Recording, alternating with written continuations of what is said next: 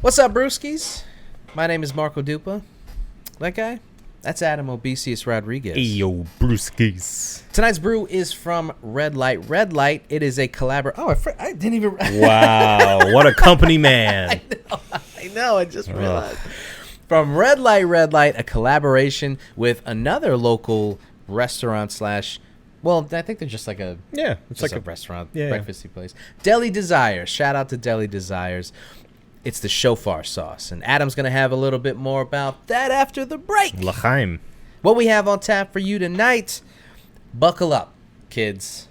It's an all Star Wars episode. So if that doesn't get your jimmies in a bunch, if that doesn't see you next time.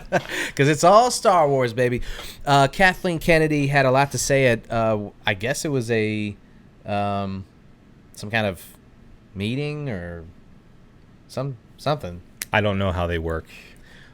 We'll give you all the information and obviously our opinions on all that information, including The Acolyte. Rian Johnson's trilogy is on hold. But don't cry, because Taika Waititi's Star Wars movie, which I had no idea was even in the works, is supposedly the first movie that's coming out of this new Star Wars era that we're in. The new push. Buckle up. Get ready. This is episode 355 of the One Beer In podcast. Amaze. Lost to be found by someone to save you when you're down. Yes, I'm bored when it's Yeah. when it's bright out. Beautiful. Takes me to a place where His accent just like got worse throughout the as the show went on. You're like, oh, that's pretty good. And you're like, I don't know what he's going for. The more you hear it, the worse it gets. Late as gators. It's okay. They made it canonical, at least. Yeah, they did, right? They Canonical. Canonical. That's my accent. Why is his accent so shit? Well, it's because he just made it up as he went along. We won't say what we're talking about, and that way it won't be spoilers. Yeah. That's how that works, right? Uh-huh. Yeah, give me all of that sediment. All that gook. I didn't mean for you to see that. Good enough. All right. This is the One Beer In podcast, the podcast where two brews crack open a brew and we see where that one brew takes us. Thank you guys for listening, joining, subscribing, downloading, all that jazz. All right. Adam, tell the people what we're drinking tonight. This is the Shofar sauce. It is a combo between your fan favorite Redlight and, as Marco said earlier, Deli Desires. Great bagels, great bakery. Great bagels. Good stuff. Good stuff there. Actually, it's not even a bagel. What do they make? They make another bagel adjacent breakfast item. Somebody said it to me like I was supposed to know what it was, and I was like, "The fuck is that?" I had it, and we've lived in Florida too long. We don't know these things, but they're delicious. Yeah. So go check them out. You're talking about like the onion jam stuffed correct thing. Yeah. Sorry, it's probably somebody listening and going, just sorry guys. what it is. Look it up. Look up Deli Desires if you're local, and look it up. Look for that good stuff. What, anyway, are we supposed to know everything? We we today know about the Shofar sauce. It is as follows. This Concord Grape Wild Ale is our Passover collab with the great people at Deli Desires.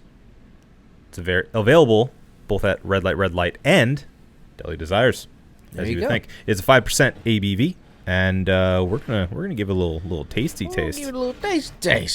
It smells funkalicious. Mm-hmm. Yeah, buddy. You're here.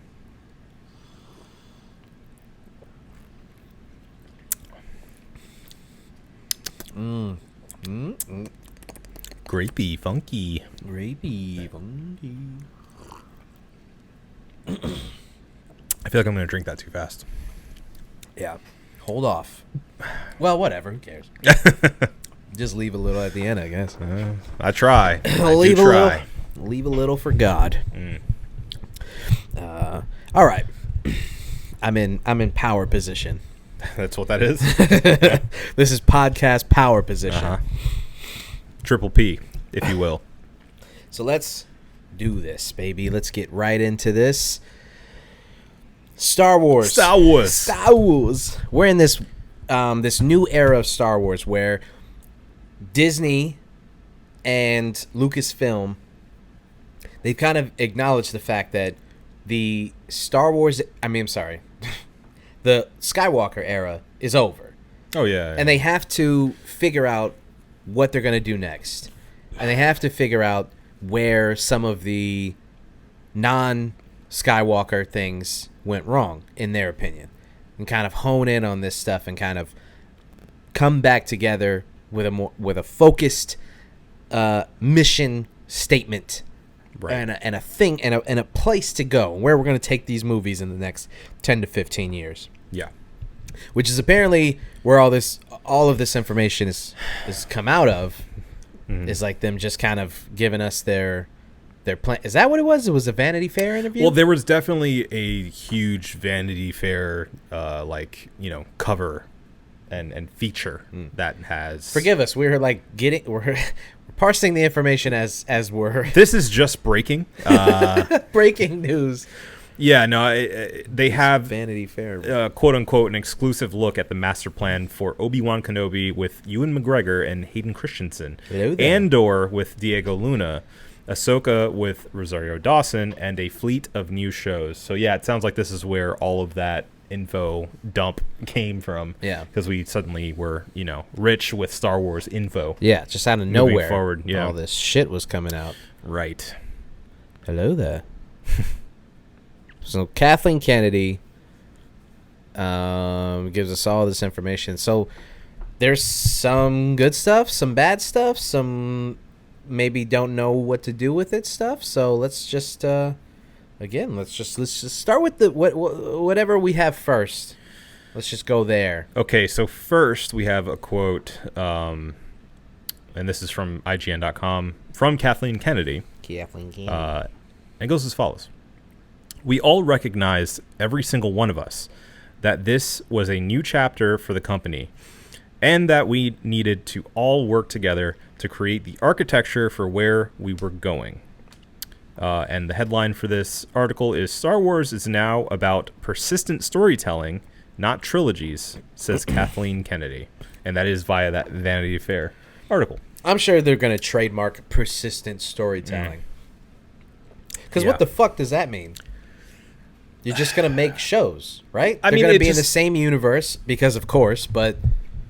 Yeah, I mean, persistent knee-jerk makes me think it's just going to be ongoing stuff. It's not going to be as compartmentalized as, like, okay, this is set up as a trilogy, which one could argue the latest trilogy wasn't really anyway. Yeah. It seems like they kind of stumbled into that trilogy and, like, they may be more comfortable with making it up as they go along. And isn't a movie series persistent storytelling? Yeah, but one would hope that, storytellers would have this, overarching theme and, plans for a storyline through however many episodes, quote unquote, this thing's going to be. Yeah. But instead, it sounds like they're giving themselves a fancy way of saying, we're going to lay the track as the train's moving, you know? Yeah. Which doesn't sit very well with me, good sir. Well, I mean, it's exactly what it seems like they've been doing since. Right. Well, that's my point. It sounds like they're now acting like this mistake was on purpose, and like this is the a portent for the future, know, of what the new idea is for this entire franchise, which is, it sounds more and more like they are reaching out as wide as possible. Yeah. Instead of focusing and honing in on like one really good concentrated story. So that means, of course, more toys, more subscribers on Disney Plus because you have to watch 5 shows to keep up with it. It's the marvelization of Star Wars. Yeah.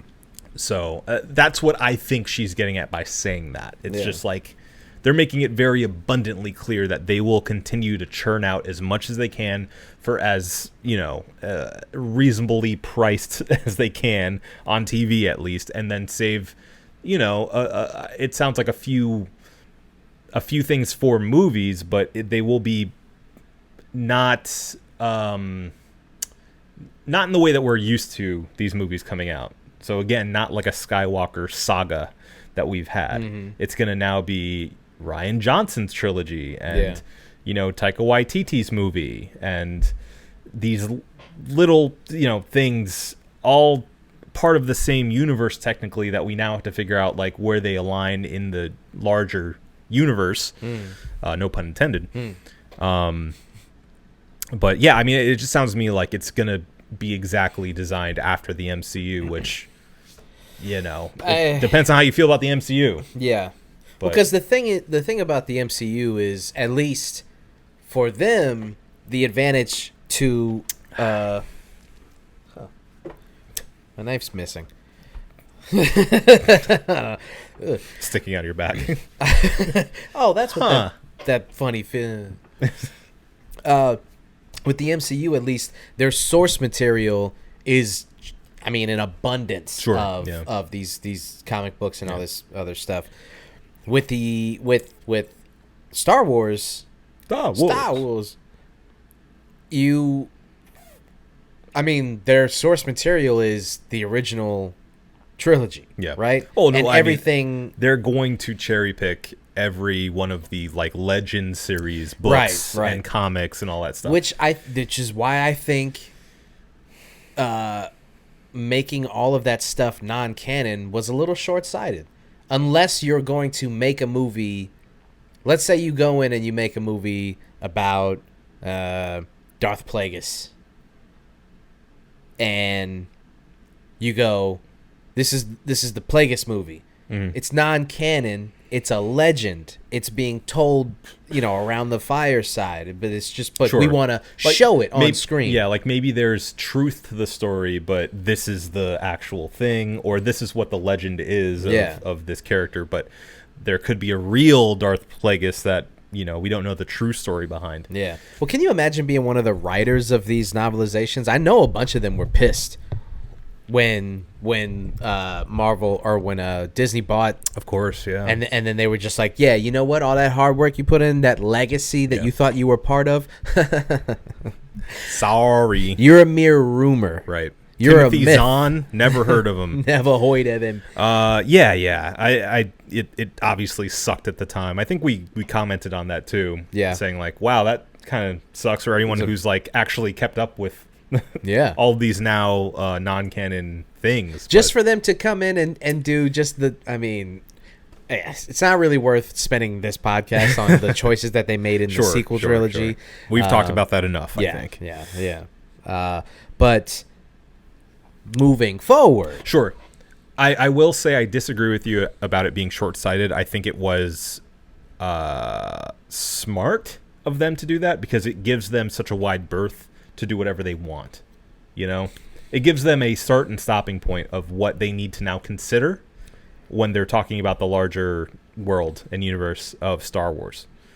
Because without that, they'd be like, okay, well, maybe one novel contradicts another. Maybe this comic book or video game contradicts what this novel said, or so they'd have to do so much research that they now don't have to do, and now they can literally cherry pick every good bit that they want to use from all of this stuff. Is that smart or is that lazy? I mean, I guess it's working smarter, not harder. That's Maybe right. it is smart. That's right. Maybe it's smart. I mean, it's disrespectful, but maybe it's smart. I won't even say smart. It was shrewd of them to do Shrewd. that. Yeah. It's very shrewd of them to do that. Yeah, I will agree on that. So, I mean, that's the state of Star Wars now. You have to expect them to kind of take what they want from the universe, and hopefully it all sticks at the end. That's the state of all of these big franchises now, though. Is now, we talked about this too. Is having there's a position, maybe multiple positions of people who have their sole job is making sure that the storytelling is consistent and that it jives with all the other things that they do. So a video game doesn't trample on a novel, doesn't trample on a comic book or whatnot. The what a lore master. Yeah. And as fun as that is, it's also kind of like, where are we? What are we doing? What is happening with movies and with Hollywood that this whole thing is even necessary? Yeah, just make a fucking movie. What Yeah. are we doing? It's because those things make money. Now, I think we're going to see, and we have been seeing, how this has been working to not do that with DC. Because now DC is this, like, I mean, who knows what cohesion is in their universe. Yeah, I mean, there's no connective tissue there. And also, I mean, you've got Ezra terrorizing an entire island. So he's Stitch. He's Stitch. They. Excuse me. I'm sorry. I slipped up. They. Yes. I just said it too. Sorry. It's hard to it's hard to keep that.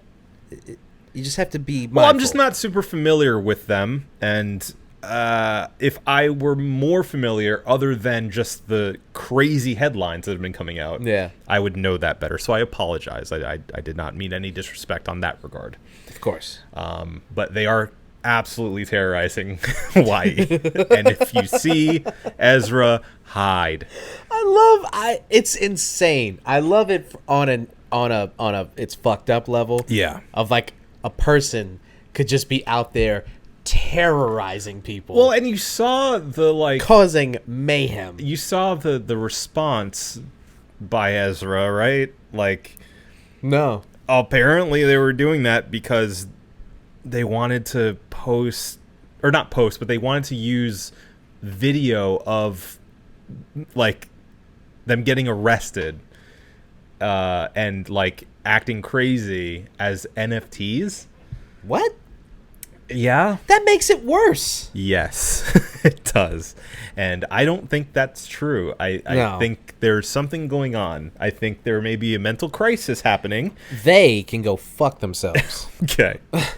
Yeah. I don't believe that bullshit. Yeah, no, me neither. I seriously think that DC may have bet on the wrong horse. And you think? They're certainly going to correct that. Dude, Ben Affleck is in the healthiest place he could ever be in his entire life. He's back with the woman of his dreams. Yeah. He looks amazing. Sure. And they were like, we don't need any more of this. You know what we're going to do? We're going to go back and get the first Batman, the 80s Batman, not the first Batman. Not the first. The 80s Batman, the guy who, I mean, with all due respect, I mean, Michael Keaton looks amazing. Also, he looks like he's keeping himself together. Yeah. Love the man. Yeah. But, they had hinged everything on this working out. Yeah. This is like the last bastion of the original vision of what the DC EU, right? Yeah. That's what it was. DC Extended Universe was dreamt of being. Yeah. They absolutely could just drop it all and just go back to making these individual stories, and I think that they would be better for it. Well, and they already have, and I can almost guarantee that other than like a cheeky cameo, Shazam's gonna have nothing to do with the rest of the DCEU. Aquaman's going to have probably very little to do with the larger DCEU, or probably Amber Heard at this point. Yeah, you heard what she said. Yeah. They pared her role down because of the whole thing. I'm not surprised. Yeah, I mean, all this press has been nothing but negative, and I don't want to classify a fan group by their lowest common denominator, but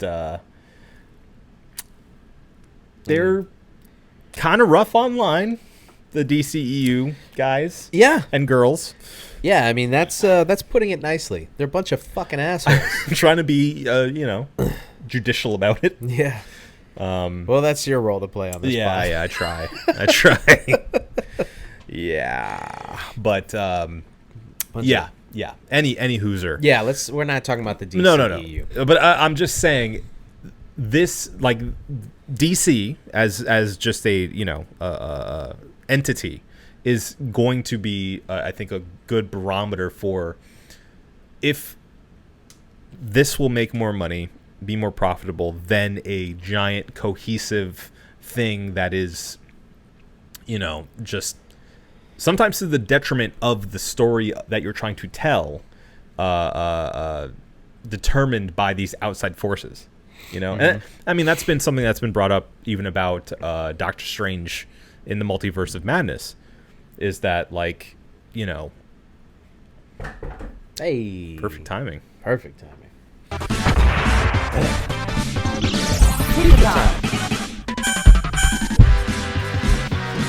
We're coming.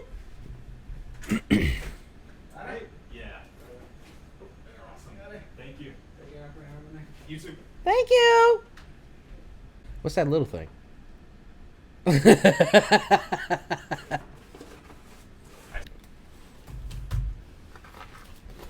Ooh, spicy garlic. Oh my goodness. As I was saying, before we were so rudely interrupted. Oh, spicy in the back of my throat. As I was saying, it's actually a criticism that's been brought up with Doctor Strange and the Multiverse of Madness, because some people, even though we both agree, like, Sam Raimi's touch is definitely there, like, you definitely get Sam Raimi in that movie, that it would have been so much better if it wasn't so, I guess, dragged down by the MCU of it all. Like, if they could have just given it to Sam Raimi and been like, go do your thing. Yeah. Tell the story you want to tell. Don't worry about all the other stuff. Just make your Doctor Strange movie. Yeah. Like, what would he have gotten? And a lot of people agree that it would have been something even better than what we did get. Yeah. So. Yeah. That makes sense. And it is something to wonder about, because I mean, we talked about these directors using their voice within the confines of the MCU, and how it works and how it doesn't work. And honestly, I never even really imagined what the movie could have been had he not been restricted by what he had to do with the movie. The parameters of it all. Because I'm sure, I don't know if they've confirmed this, but I'm pretty sure I read somewhere that with these directors, they're just like, this is how it needs to connect to the overall story. Otherwise, or like, this is what we need to get across in this movie. Mm-hmm. This is where it's going, and this is how it needs to connect with the MCU. Otherwise, do what you want with the movie. Yeah. Right. And if that's the case, that's pretty much what he did. Speaking of that, this information was just dropped into my lap. John Watts is apparently a director. Okay. We're starting very basic now. Yeah. He's a guy. Yeah. He's a man. He has his own Star Wars trilogy that he's working on. Or it's trilogy or just a movie? Series, actually. Okay, TV series. Yeah. So he's getting his own TV series. You posted this headline, and I saw it, and I thought, okay. Like, it didn't really even register on it. Yeah. And that's because I didn't once, not even for a millisecond, wonder who directed the Spider-Man movies. Right. And this is the guy. Movies we all enjoyed, mind you. Yeah. Like, they're pretty high, I would say, personally, on my MCU list. Yeah, they're good. They're good. Yeah, I definitely have them pretty high. Yeah, so it's not like they're, like, bad, so bad that you're like, I don't care who directed that. No, I just never once wondered. Right. They're competent, they're well-made, and they tell a story. But beyond that, I'm speaking for myself now. Mm-hmm. There's no, like, unique identifier for that director's style and what they bring to those movies. I would say, other than maybe the sort of influences that he clearly has, of like the 80s teen, like Ferris Bueller's type interactions that we get in those movies. Yeah. I mean, I got nothing from those movies as far as who he is as a director.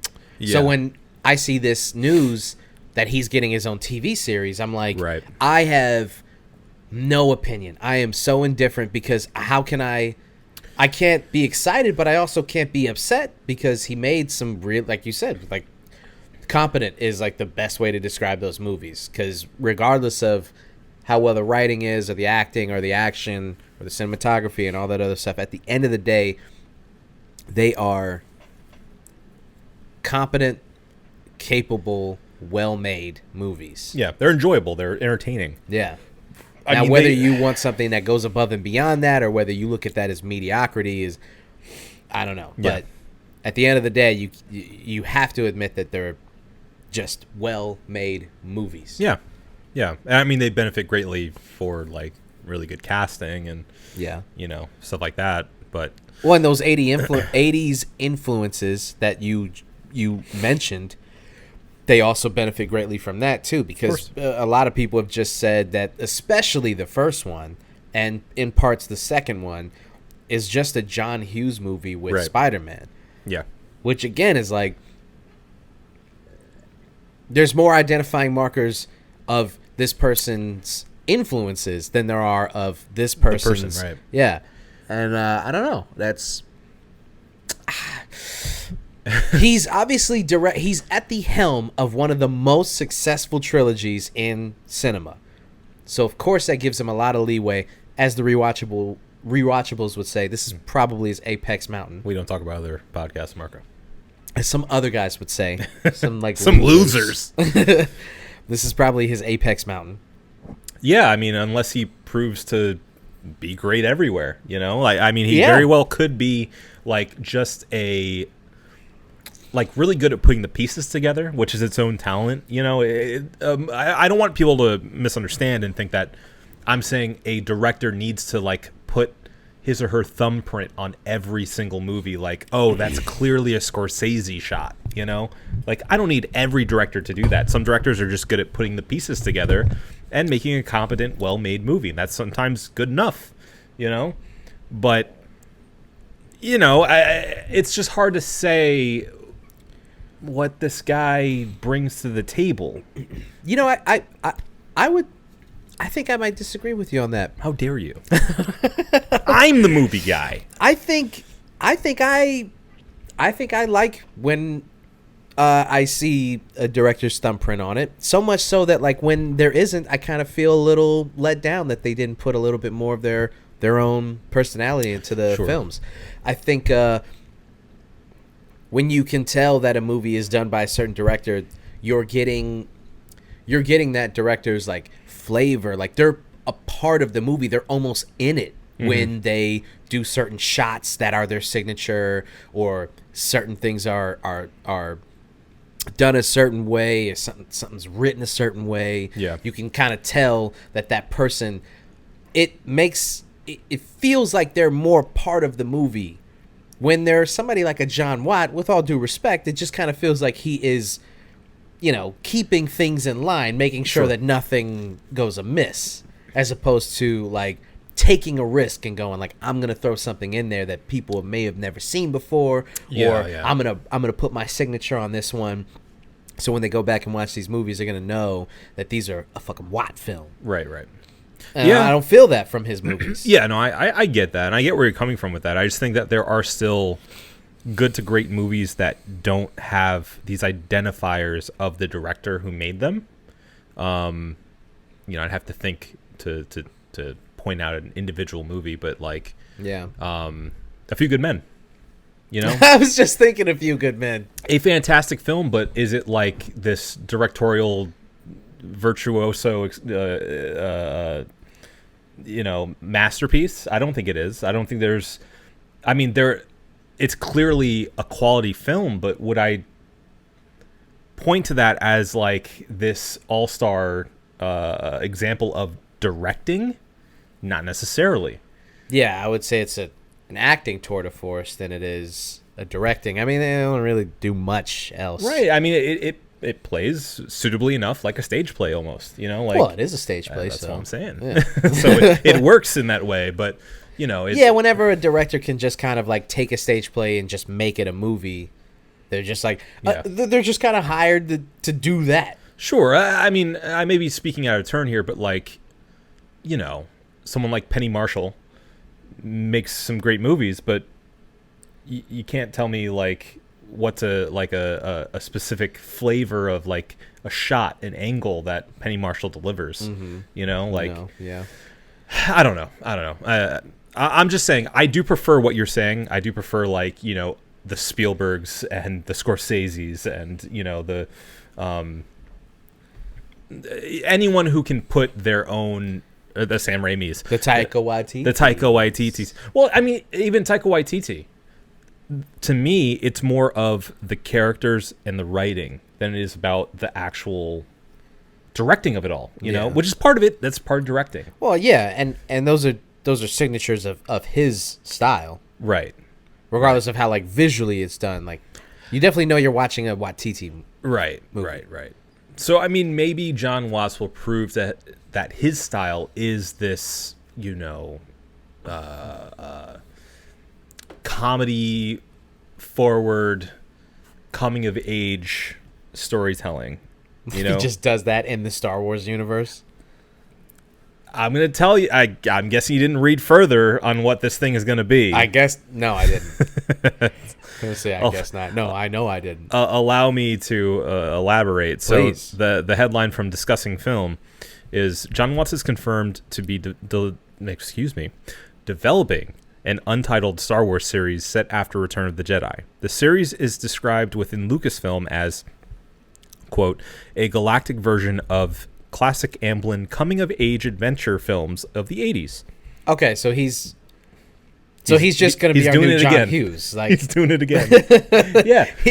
He's just going to be the MCU John Hughes. That's like he's just going to or fantasy John Hughes. Right. Yeah.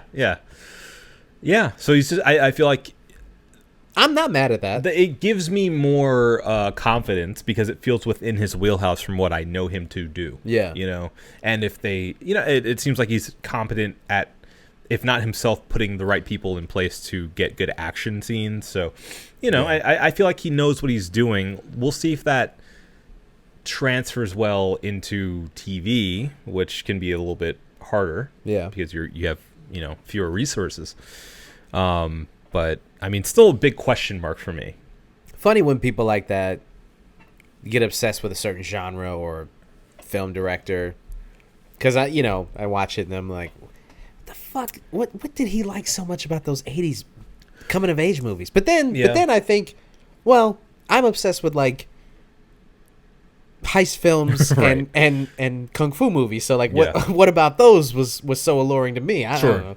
Yeah, I mean, you kind of say something. I guess with more variety, you can say something similar about Tarantino.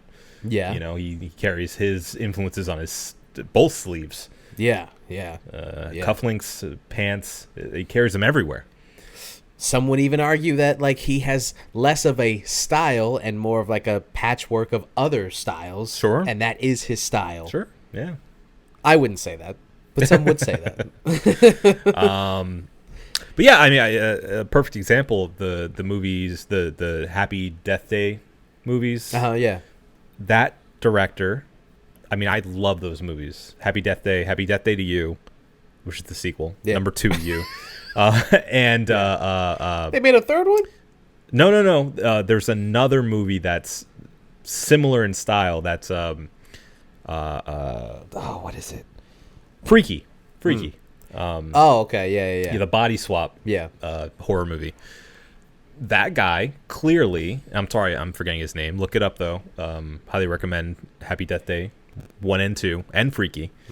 But that guy does one thing. That's all he's done so far. Yeah. And seems to be all he's interested in is like these kitschy but still earnest horror movies. Yeah. Generally starring female leads, and it's great. They're both all three are very good movies. Stick with what you're good at. Yeah. So I mean, if this is John Watt's thing, it's John Watt's thing. If he pull, look, I'm not saying he can't pull it off. Yeah. Not saying that at all. So I'm curious. Yeah, I'm confident in him. Curious. But the other thing is, how will this work? Like, because remember when we were talking about where does Star Wars go from here? Mm-hmm. That's what I'm feeling with this one in particular. This show is like, how does this work within Star Wars? Mm-hmm. How is this still identifiably Star Wars and it not being this, like, you know, Stranger Things dropped into the Star Wars universe and it just being this clunky mess and not really, you know, working? Yeah. Well, I mean, the question you pose is the entire thesis of this whole article and this episode of the podcast. And what's going to be interesting is to see first what happens with this first project from Taika Waititi, and also something that I was thinking about while we were deliberating on all of this. Zack Snyder's Star Wars movie is coming out on Netflix, right? Yes. So it started off as a Star Wars movie. He wanted to make a Star Wars movie, and I don't remember if they were like no, or if he was like, I don't want to do that, or whatever. I don't care what happened with that. But he is making what is being billed as Zack Snyder's Star Wars movie. I think it's called Rebel Moon or something like that. Moon. Something. I mean, it's really, really this is a Star Wars movie. Yeah, I think it is Rebel Moon, actually. So I bring that up to say it's going to be interesting to see when Star Wars or Lucas has to do something outside of the Skywalker saga and make it wholly a Star Wars thing. Right. What is it going to look like juxtaposed with somebody else who is also making a Star Wars thing, quote unquote, that's not within the universe, right? Because if they're exactly the same, what makes a Star Wars movie a Star Wars movie? Right. What are the identifying markers of a Star Wars movie? Is it just the Skywalkers? Is it the Space Wizards? Is it everything in between? Yeah. And how can you continue all of this and make it interesting? I mean, they've proven, well, Filoni's proven, at least, that with Rebels, you can do that. But the thing is, even with Rebels, you can do a 6 degrees of separation between Ezra and Darth Vader right there, waiting in the wings. I was going to say, I'm going to say something controversial here, which is I don't think Dave Filoni really has proven that yet. Because everything that at least I'm aware of is deeply connected to the Skywalker trilogy. Yeah, no, yeah. You know, it deepens and intensifies all of the lore, but at the end of the day, this is all connected to the Jedi. It's all connected to the Mandalorians. It's all connected to all these things that we already know. You know, what if we were to, you know, even go back like the book that recently came out did, you know, go back to the early days of the Jedi, you know? Yeah. And like, let's learn more about that because it's so like, it's so fertile to make new stuff out of, and it has some connective tissue. Yeah, it still has some connective tissue. Well, speaking of that, isn't the Acolyte set like 100 years before? Yeah, I think so. Yeah, and that's what I'm saying. I'm more excited for something like that than I am for something like just after the main trilogy, you know? Yeah. Or having to do with any of the trilogies. I want to see them take it somewhere else. Yeah. You know, let us. Well, it's a galaxy far, far away. It's not a neighborhood. It's not a city. It's not a country far, far away. Right. It's like you don't have to continue bringing up these same characters and these same races of people and these same like religions. But how will we know what's going on in Tatooine? We have to go back to Tatooine. They need to make a movie just called Back to Tatooine. Back to Tatooine. Back to Tat. I wish that they would at least acknowledge the fact that like they just cannot help themselves but go back to Tatooine. Well, and the fact that Tatooine That's what is, this episode should be called. Back to Tatooine. The fact that Tatooine is supposed to be this like the farthest from anything, you know, like it's supposed to be a bumfuck planet, Yeah. let alone town. You know, And they all can't help themselves but to end up there. Tatooine. yeah. Like, stop. Let's move past. And you can do anything. You could have an underwater planet. You could have a planet on fire. You could have a They already have both of those. Well, yeah, exactly. Why not explore those things? Yeah. Like, why do we need to continue going back to the tavern?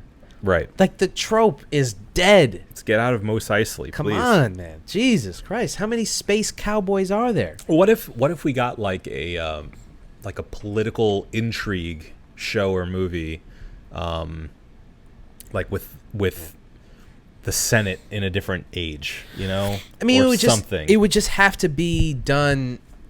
I'm not against that, but they tried it with episode 1, and they quickly abandoned it. but better. I know.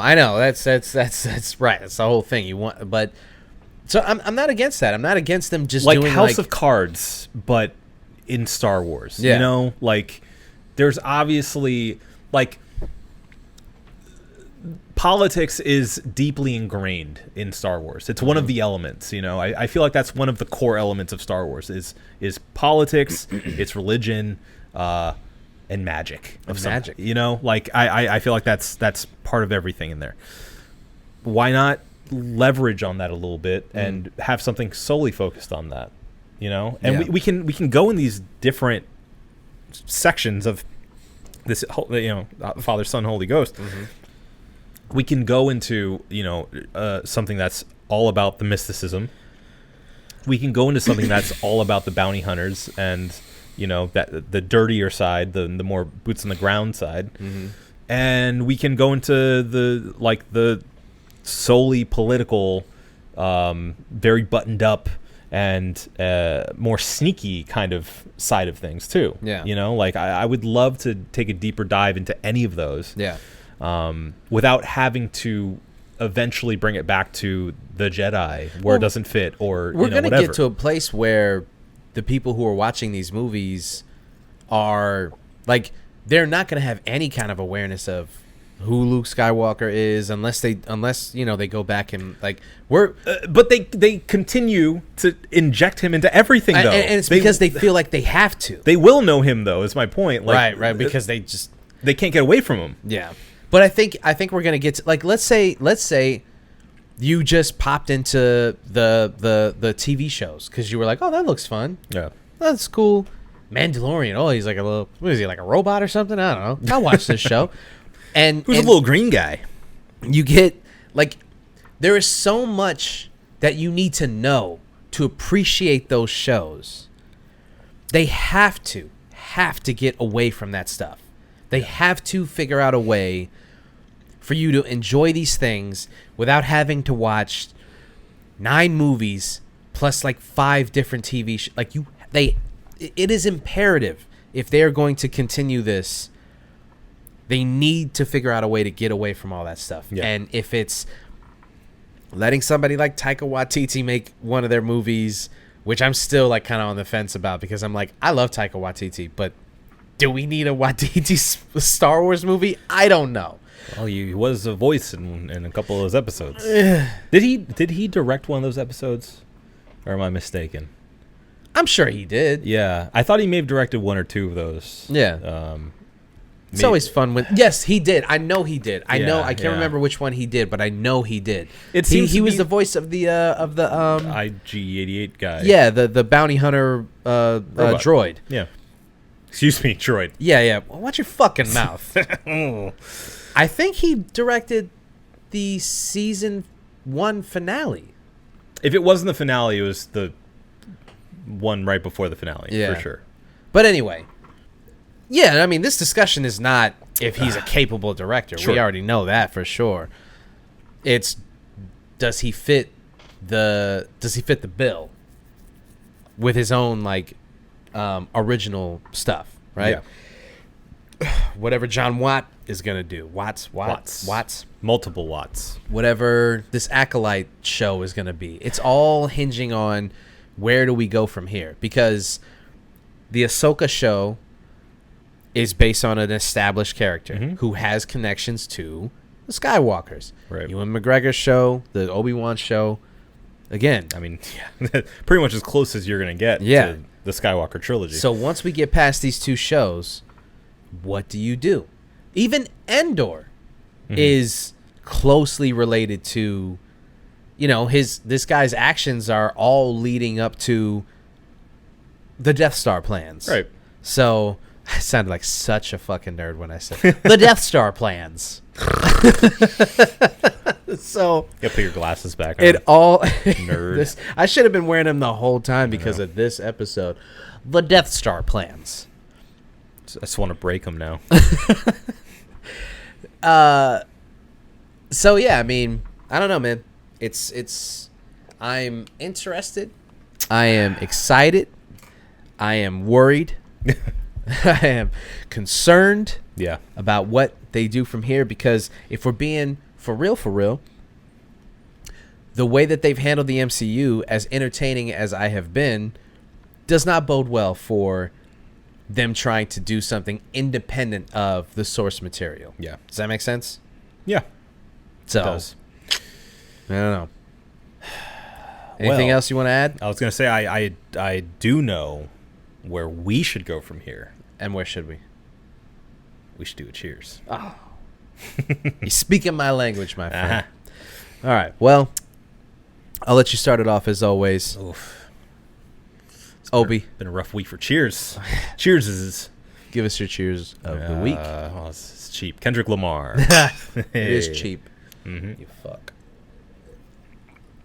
So obviously, Kendrick Lamar, long-awaited return, and I mean, according to me, who is all I can speak for, according to me, it was well worth the wait.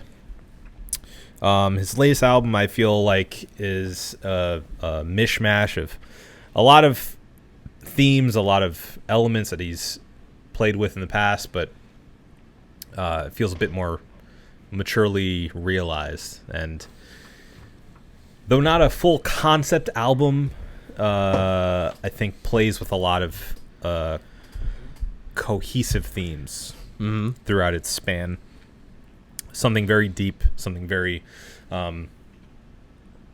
unconcerned with finding a single, which I can appreciate.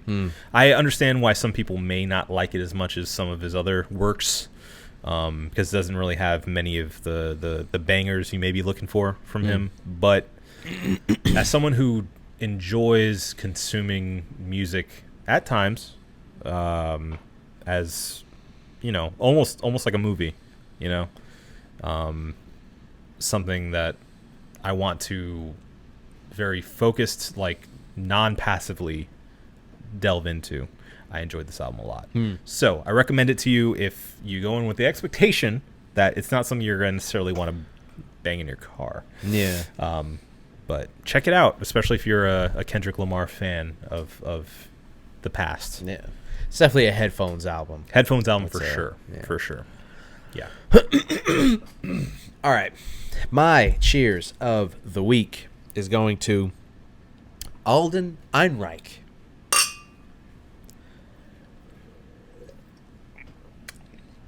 Alden Ehrenreich, if you don't know, is the poor sap that they cast to play Han Solo in the Solo movie. And I've been seeing people talk about the movie a lot on Twitter. And I'm not going to sit here and lie to you and pretend like I love that movie. I did not. I did not love that movie. And I did not like Alden Ehrenreich as Harrison Ford, because that's who he's trying to emulate. He's not Han Solo. Is that the character he's trying to play, Harrison Ford? Well, the thing is, Harrison brings... I mean, he injects so Where's much my of coffee, himself. Kid? He injects so much of himself into that role, especially because it was so early in his career. Yeah. If I'm not mistaken, it was like his second movie role ever. I think so, yeah. Very early. So he injects so much of himself into it that it was nigh impossible for Alden to do anything but a serviceable job in the eyes of the fans.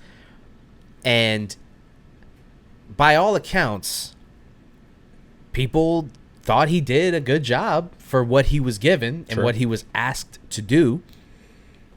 And hindsight being 2020, I look back on it now, and I agree.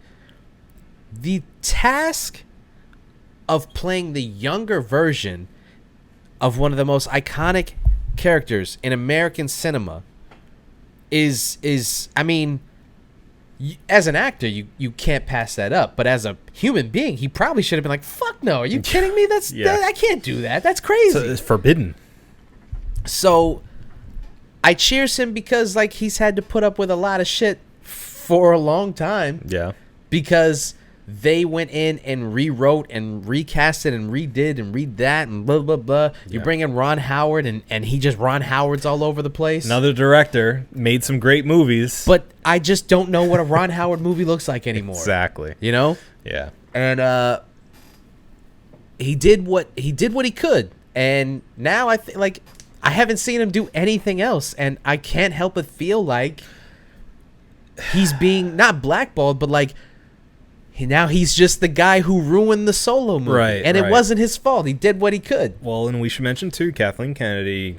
Oh, right. Talked out the side of her mouth. Uh-huh, yeah. Saying that they've, quote, okay, not quote, but paraphrased, learned their lesson about recasting classic characters. Right.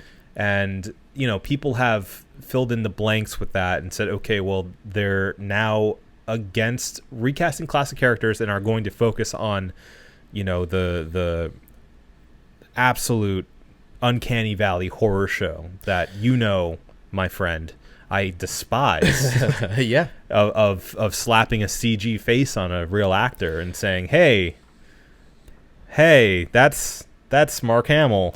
I think they have misconstrued people on the internet going, hey, that looks pretty good for what you're doing. Right. And misconstrued that with, wow, we want that. Do now. more of that. Right. So, yeah, they seem to be content with rubber faces as opposed to just trying to recast the character. So, good on him for doing what he could. He took the opportunity. I still don't think Solo's such a I fucking hate that movie.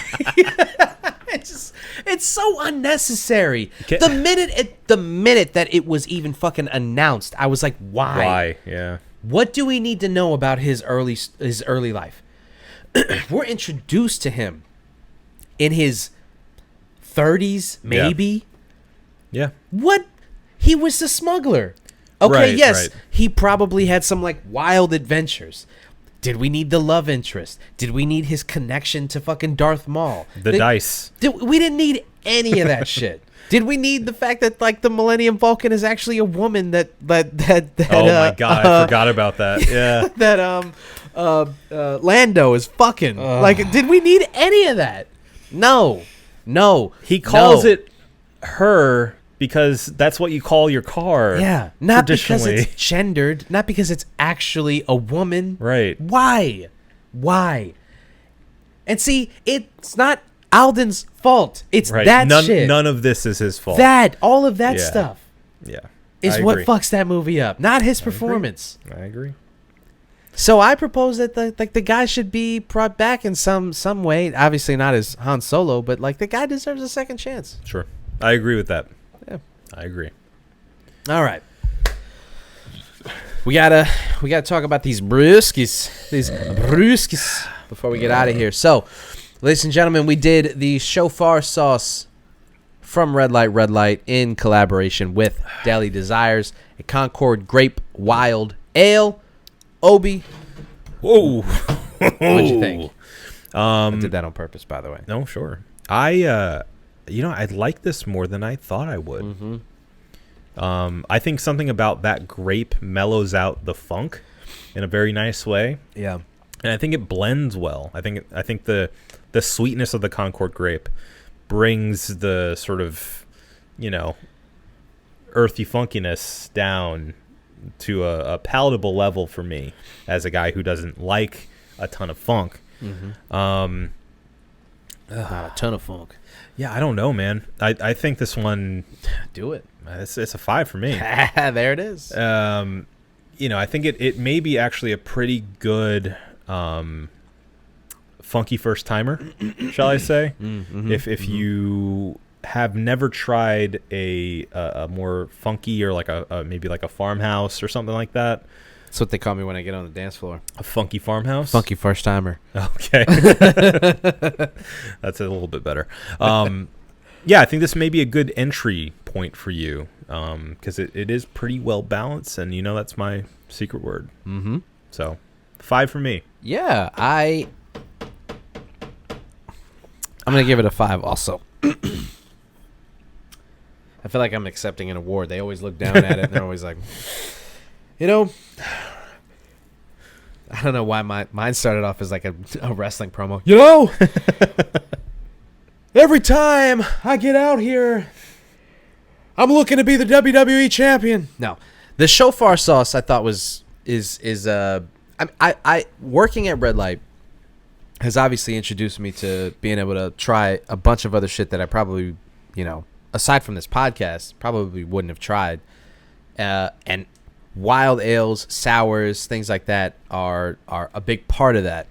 And I am admittedly not a big, sour fan. I don't like sour ales. I just say it's such a thing where I'm like, why does a beer need to be that sour? What is the point?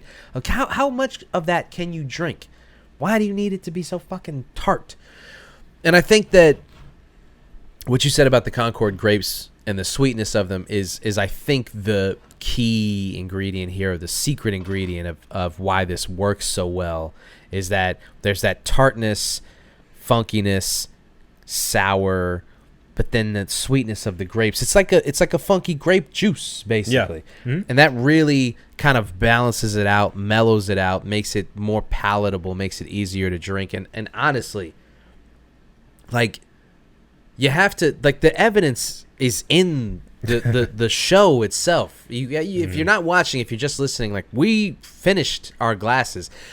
If it was a sour that I just wasn't digging, I'm not going to keep drinking it. You know what I mean? Like, yeah. I don't know how else to stress that I'm not talking out of my ass. Like, I just would not have sat here and crushed this glass if it wasn't delicious.